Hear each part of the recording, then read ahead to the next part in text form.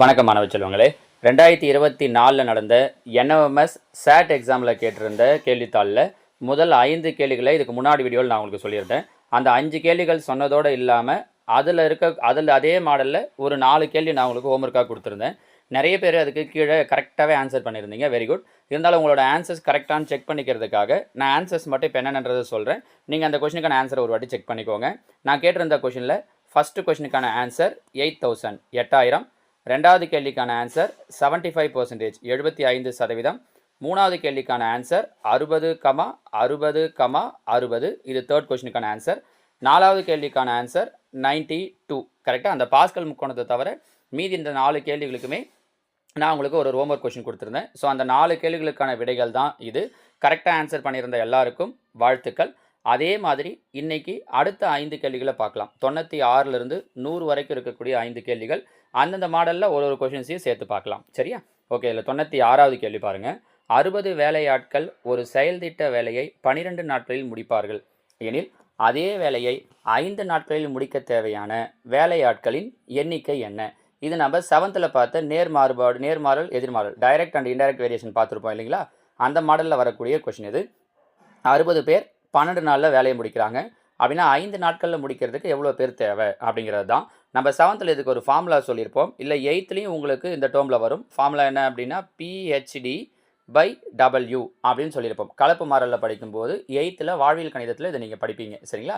அப்படி இல்லைனா இந்த ஃபார்முலா இப்போ 8th படிப்பீங்க. 7th பேஸ் பண்ணி இதை நான் உங்களுக்கு சிம்பிளாக சொல்லணும். பெரும்பாலான கேள்விகள் பார்த்தீங்கன்னா 7th புக்கிலேருந்து தான் அப்படியே நேரடியாக கேட்டிருக்காங்க. இந்த மாதிரி வேலையாட்களை சொல்லிவிட்டு நாட்களில் கொடுக்குறாங்க அப்படின்னா ரொம்ப சிம்பிளாக ஒரு ஐடியா சொல்கிறேன் பாருங்கள். இந்த முதல்ல சொன்ன வேலையாட்கள் இன்ட்டு சொல்லியிருக்கக்கூடிய நாட்கள் 12, அது ரெண்டுத்தையும் பெருக்கிடுங்க. பெருக்க வேண்டாம், பெருக்கல்ல போட்டு வச்சுக்கோங்க. பை ரெண்டாவதாக ஒரு நாட்களோ இல்லை ஆட்களோ சொல்லியிருப்பாங்க இல்லையா, அதை பையில் போட்டுக்கோங்க. சொல்கிறது புரியுதா? ஃபஸ்ட்டு சொன்ன ஒர்க்கர்ஸ் அண்டு டேஸ் அது ரெண்டுத்தையும் அப்படியே மல்டிப்ளைல போட்டுக்கோங்க. பை ரெண்டாவதாக சொல்லியிருக்கக்கூடிய டேஸை டிவைடில் போட்டுருங்க. இப்போ கேன்சல் பண்ணால் முடிஞ்சிச்சு பாருங்கள். 1 5 5 இங்கே கேன்சல் பண்ணிங்கன்னா 12 5 60. அப்போ 12 பெருக்கிறேன். 12 × 12 என்ன கிடைக்கும்னா 144 144. ஸோ இந்த கொஸ்டினோட சரியான விடை ஆப்ஷன் 1 144. ஒன்றுமே கிடையாது, ரொம்ப சிம்பிள் பாருங்கள். சரிங்களா? இதே மாடலில் நான் உங்களுக்கு ஒரு கொஷின் தரேன். இதை நீங்கள் ட்ரை பண்ணி இதுக்கான ஆன்சர் என்ன அப்படிங்கிறத போன வீடியோவில் சொன்னது மாதிரி கீழே கமெண்ட்டில் சொல்லுங்கள். கொஷின் என்ன அப்படின்னா இந்த 60க்கு பதில் ஜஸ்ட் இதில் இருக்கிற நம்பர்ஸை மட்டும் நான் மாற்றி தரேன். 30 வேலையாட்கள் ஒரு செயல்திட்ட வேலையை 50 நாட்களில் முடிப்பார்கள் எனில் அதே வேலையை 6 நாட்களில் முடிக்க எத்தனை வேலையாட்கள் தேவை அப்படிங்கிறது தான் கொஷின். சரிங்களா? 30 பேர் 50 நாளில் முடிக்கிறாங்க, இது 50. அப்படின்னா 6 நாளில் முடிக்கிறதுக்கு எவ்வளோ பேர் தேவை? இங்கிலீஷில் சொல்லணும் அப்படின்னா if 30 workers can do a project work in 50 days the number of workers required to do it in 6 days அப்படிங்கிறது தான் கொஷின். நான் உங்களுக்கு இதுக்கு ஆன்சரும் கொடுக்கணும் அப்படின்னா ஆப்ஷன் ஏ 200 வேலையாட்கள், ஆப்ஷன் பி 250 வேலையாட்கள், option C 300, option D 150. Options புரியுதா? 200 250 300 150. இந்த 4த்தில் எந்த ஆன்சர் கரெக்ட் அப்படிங்கிறத நீங்கள் எனக்கு கீழே கமெண்டில் சொல்லுங்கள். சரிங்களா? இது 96. அடுத்தது பாருங்கள் 97. கோண அளவு 180க்கு மேல் 360க்குள் இருந்தால் அக்கோணம் எப்படின்னு கொஸ்டின் கேட்டிருக்காங்க. நல்லா கவனிச்சுக்கோங்க. கோணங்களை பற்றி தெரியணும். நம்ம இது 6th 7th படிச்சுட்டு இருக்கோம். நம்ம முன்னாடியே 6th சொல்லியிருப்போம் இல்லையா? 0லேருந்து 90 டிகிரிக்குள்ளே இருக்குது அப்படின்னா அதை என்னன்னு சொல்லுவோம்னா குறுங்கோணம், அக்யூட் ஆங்கிள் அப்படின்னு சொல்லுவோம். கரெக்டாக 90 டிகிரி இருக்குது அப்படின்னா அதை ரைட் ஆங்கிள், செங்கோணம் அப்படின்னு சொல்லுவோம். 90லேருந்து 180க்குள்ளே இருக்குது அப்படின்னா அதை விரிகோணம், அப்டியூஸ் ஆங்கிள் அப்படின்னு சொல்லுவோம். கரெக்டாக 180 டிகிரி இருக்குது அப்படின்னா அதை நேர்கோணம், இதோ கொடுத்துருக்காங்க பாருங்கள். 180 டிகிரி இருந்துச்சுன்னா அதை நேர்கோணம் சொல்லுவோம். 180லேருந்து 360க்குள்ளே இருக்குது அப்படின்னா அதை பின்வளை கோணம், ரிஃப்ளெக்ஸ் ஆங்கிள் அப்படின்னு சொல்லுவோம். இந்த கொஸ்டினில் அதுதான் கேட்டிருக்காங்க பாருங்கள். 180லேருந்து 360க்குள்ளே இருக்குது அப்படின்னா அந்த கோணத்தை நம்ம என்ன சொல்லுவோம்? ரிஃப்ளெக்ஸ் ஆங்கிள், பின்வளை கோணம். அதாவது என்ன அப்படின்னா கோணம் எப்படி இருக்கும் அப்படின்னு பார்த்தீங்கன்னா, இப்போ இந்த மாதிரி ஒரு ஆங்கிள் போடுறோம் அப்படின்னு வச்சுக்கோங்களேன். இதில் பின்னாடி இருக்கக்கூடிய இந்த கோணம் இதை தான் என்னன்னு சொல்லுவோம் அப்படின்னா பின்வளை கோணம். இது எப்படி இருக்கும்? 180லேருந்து 360க்குள்ளாடி இருக்கும். ஸோ இதை தெரிஞ்சு வச்சுக்கோங்க. பின்வளை கோணம். நேர்கோணம் அப்படிங்கிறது எவ்வளோ இருக்கும் அப்படின்னா 180 டிகிரி இருக்கும். ஸ்ட்ரைட் ஆங்கிள் அப்படிங்கிறது 180 டிகிரி. மிக நிரப்பு கோணம், நிரப்பு கோணம் ரெண்டுமே பார்த்தீங்கன்னா 2 கோணங்களை வச்சு சொல்லக்கூடியது. சப்ளிமெண்ட்ரி ஆங்கிள் மிக நிரப்பு கோணம்னா 2 கோணங்களை கூட்டினா 180 வரணும். நிரப்பு கோணம் காம்ப்ளிமெண்ட்ரி ஆங்கிள்னா 2 கோணங்களை ஆட் பண்ணால் 90 டிகிரி வரணும். ஸோ 90 வந்தால் நிரப்பு கோணம், 180 வந்தால் மிக நிரப்பு கோணம். சரிங்களா? இது ரெண்டுமே பார்த்தீங்க அப்படின்னா 2 கோணங்களை வச்சு சொல்லக்கூடியது. இப்போது இதிலிருந்து நான் உங்களுக்கு ஒரு கொஷின் தரேன் பாருங்கள். ஒரு கோணம் சரியாக 90 டிகிரி இருக்குது அப்படின்னா அந்த கோணத்துக்கு பேர் என்ன? நான் கேட்குறது புரியுதுங்களா? ஒரு கோணம் சரியாக 90 டிகிரி இருக்குது, 90 டிகிரி இருக்கக்கூடிய கோண அளவு இருக்கக்கூடிய ஒரு கோணத்தினுடைய பெயர் என்ன அப்படிங்கிறது தான் கேள்வி. ஃபர்ஸ்ட் கொஷின் மிக நிரப்பு கோணம், 2வது நிரப்பு கோணம், 3வது நேர்கோணம், நான் 4வது மட்டும் இதில் மாற்றி கொடுக்குறேன். 4வது செங்கோணம், இங்கிலீஷில் ரைட் ஆங்கிள், தமிழில் செங்கோணம், இங்கிலீஷில் ரைட் ஆங்கிள். இந்த 4 ஆன்சரில் எது கரெக்டு அப்படிங்கிறத கவனிச்சுக்கோங்க. சரிங்களா? கொஷின் நல்லா புரிஞ்சுக்கணும். சரியாக 90 டிகிரி இருக்கக்கூடிய கோண அளவு எது அப்படிங்கிறத தான் கேட்டிருக்கிறது. சரிங்களா? ஸோ இதுக்கான ஆன்சர் என்ன அப்படிங்கிறதையும் நீங்கள் கீழே கமெண்ட்டில் சொல்லுங்கள். ஏற்கனவே 96வது கேள்வி மாடலில் ஒன்று கொடுத்துருக்கேன். இப்போ 97 இதையும் பற்றியுமே நான் முன்னாடி உங்களுக்கு சொல்லிட்டேன். இதில் சொல்லும் போதே கவனிச்சிருந்தீங்க அப்படின்னா இதுக்கு சரியாக ஆன்சர் பண்ணலாம். கரெக்டாக? அடுத்ததாக 98 64x², 144xy, 81y² என்பதன் காரணி இப்படின்னு கேட்டிருக்கோம். கரெக்டாக? இதுக்கு நான் உங்களுக்கு 2 விதத்தில் ஆன்சர் சொல்கிறேன் பாருங்கள். ஃபஸ்ட்டு கொஷினை பார்த்த உடனே எப்படி ரொம்ப ஈஸியாக ஆன்சர் சொல்கிறது அப்படிங்கிறதையும் சொல்லிடுறேன். அடுத்தது மெத்தடாகவும் சொல்கிறேன். இப்போ பாருங்கள், கொஷினில் எங்கேயுமே மைனஸ் இல்லை, கொடுத்துருக்கிற எல்லாமே என்னவாக தான் இருக்குன்னா ப்ளஸ்ஸாக தான் இருக்குது. அப்போ ஆன்சர்லேயும் கண்டிப்பாக என்ன மட்டும்தான் வரும்னா ப்ளஸ் மட்டும்தான் வரும். எது வரவே வராது, மைனஸ் வரவே வராது. இந்த ட்ரிக் தெரிஞ்சிச்சுன்னா பாருங்கள், 2வது ஆன்சரில் மைனஸ் வருது, இது கிடையாது. 3வது ஆன்சரில் மைனஸ் வருது, இது கிடையாது. 4வது ஆன்சரில் மைனஸ் வருது, இது கிடையாது. ஸோ கண்டிப்பாக ஆன்சர் எது தான் வரும்? ஃபஸ்ட் ஆப்ஷன் தான் வரும்னு ரொம்ப ஈஸியாக சூஸ் பண்ணிடலாம். நம்ம புரிஞ்சுக்க முடியுதா? இது ஒரு ட்ரிக் தான், எல்லா இடத்துலையும் இது யூஸ் ஆகாது. சரியா? ஞாபகம் வச்சுக்கோங்க. கொஷினில் எங்கேயுமே மைனஸ் இல்லை, வெறும் ப்ளஸ் தான் இருக்குன்னும் போது ஆன்சர்லேயும் ப்ளஸ் தான் வரும் அப்படிங்கிறத வச்சு சூஸ் பண்ணுறது. ஒருவேளை 2 ஆன்சர் ப்ளஸில் கொடுத்துருந்தாங்கன்னா அப்போ நீங்கள் கன்ஃபியூஸ் ஆகிடுவீங்க பாருங்கள். சரிங்களா? அதனால் நான் மெத்தட் உங்களுக்கு சொல்கிறேன் பாருங்கள். 64x², எக்ஸை ஸ்கொயரில் கொடுத்துருக்காங்க. அப்போ 64ஐயும் ஸ்கொயராக எழுதுங்க. 64 எதோட ஸ்கொயராக எழுதலாம்? 8ஓட ஸ்கொயர். அப்போ 8 எக்ஸ் ஸ்கொயர்லேருந்து எக்ஸ் மட்டும், ஏன்னா 64 8 ஸ்கொயர்லேருந்து 8 மட்டும் எடுத்தோம்லே அது மாதிரி. 81 எதோட ஸ்கொயர்? 9ஓட ஸ்கொயர். ஒய் ஸ்கொயர்லேருந்து எதை மட்டும் எடுக்கணும்? ஒய்யை மட்டும். அப்போ ஒய் நாம் ஏற்கனவே சொல்லிட்டோம், முன்னாடி நடுவில் வெறும் ப்ளஸ் இருக்கிறதால ப்ளஸ் மட்டும்தான் வரும். அப்போ 8x + 9y, இது எல்லாமே ஸ்கொயரில் இருக்குது, whole square. 8x + 9y whole square.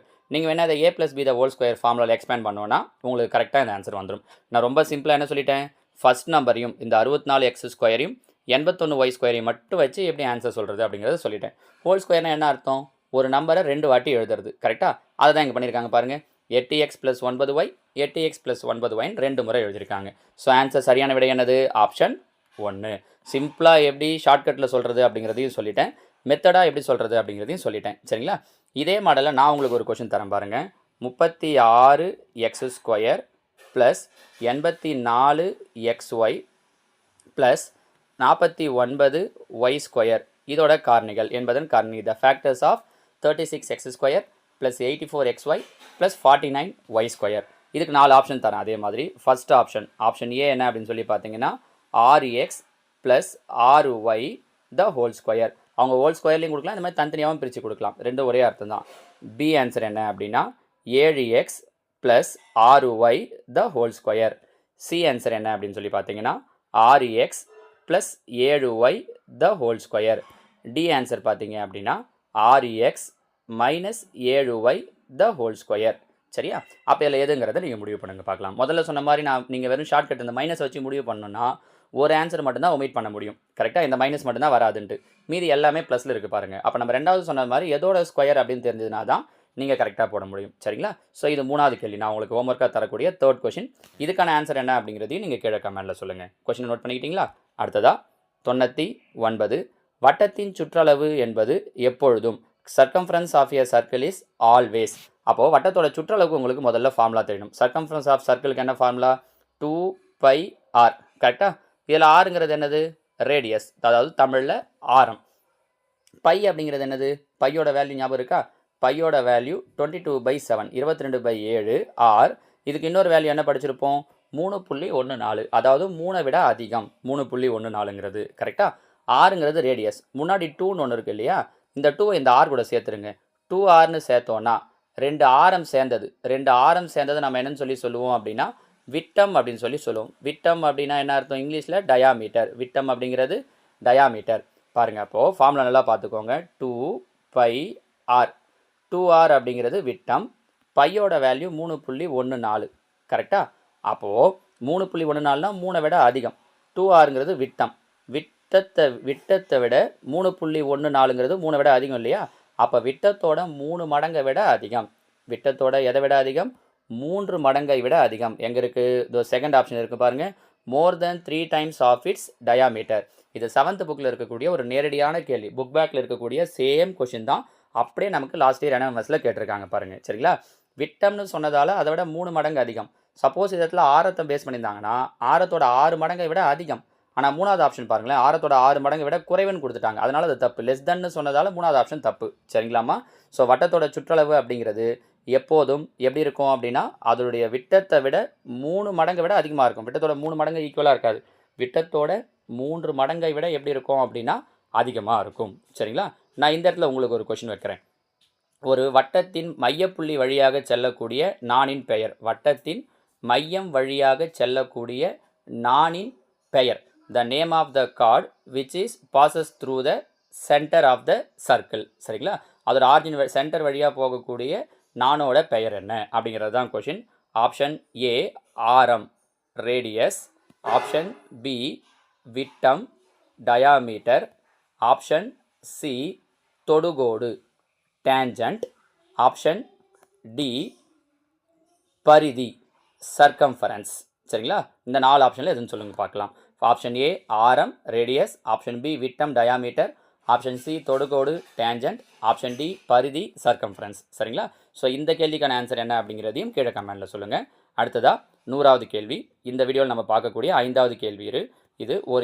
ஒரு இணைகரத்தின் அடிப்பக்கமானது அதன் உயரத்தை போல 6 மடங்காகவும் அதன் பரப்பளவு 1734 சதுர சென்டிமீட்டராகவும் இருப்பின் அதன் அடிப்பக்கம் மற்றும் உயரம் முறையே. இப்போ பாருங்கள், கேள்வியில் அடிப்பக்கமும் கேட்டிருக்காங்க, உயரமும் கேட்டிருக்காங்க. ஆன்சரில் அப்போ அடிப்பக்கம் உயரம் ரெண்டுத்தையும் கொடுத்துட்டாங்க.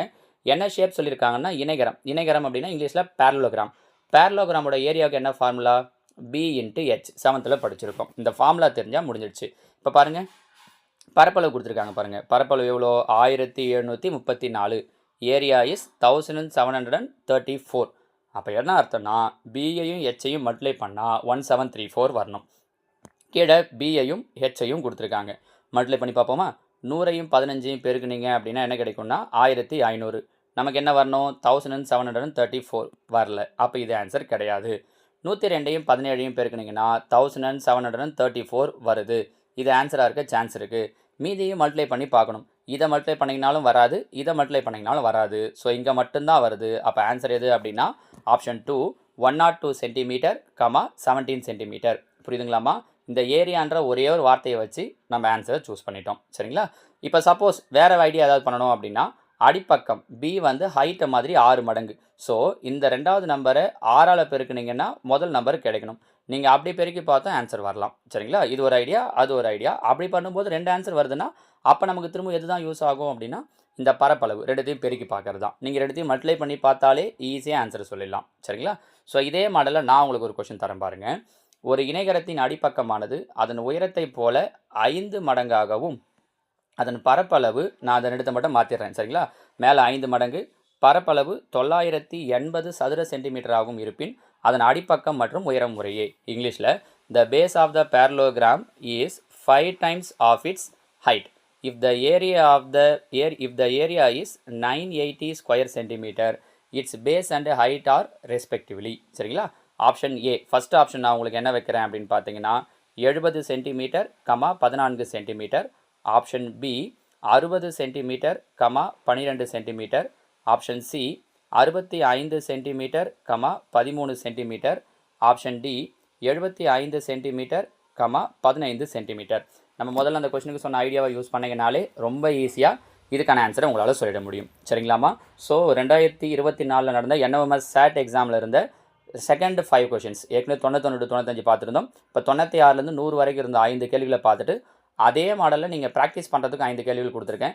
இந்த 5 கேள்விகளை போட்டு உங்களோட ஆன்சர்ஸையும் கீழே கமெண்டில் சொல்லுங்கள். நோட்லையும் இந்த எல்லா கொஷினையும் எழுதி ப்ராக்டிஸ் பண்ணுங்கள். இதே மாடலில் தான் உங்களுக்கு அடுத்தடுத்த வருஷத்துலையும் கொஷின் கேட்பாங்க. சரிங்களா? ஸோ இந்த 5 கொஷினுக்கான ஆன்சர்ஸ் என்னன்றதை நான் அடுத்த வீடியோவில் சொல்கிறேன். அதே மாதிரி இன்னும் மீதி இருக்கக்கூடிய ஒரு 5 கேள்விகளையும் அதே மாடலில் ஒரு 5 எக்ஸாம்பிள் சம்ஸையும் நான் உங்களுக்கு அடுத்த வீடியோவில் சொல்லித்தரேன். ஓகேவாம்மா? தேங்க்யூ.